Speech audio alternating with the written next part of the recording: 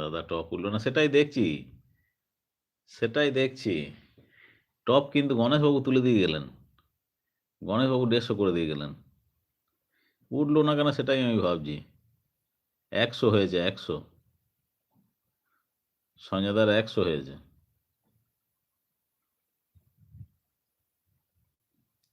রুমকি 150 হয়ে গেছে। এটা কি করে কি হলো আমি তো কিছু বুঝতে পারলাম না।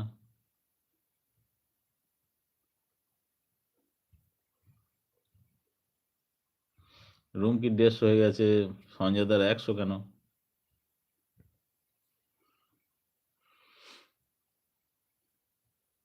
উজ্জ্বলদা, উজ্জ্বলদা 75, উজ্জ্বলদার 75 হলো।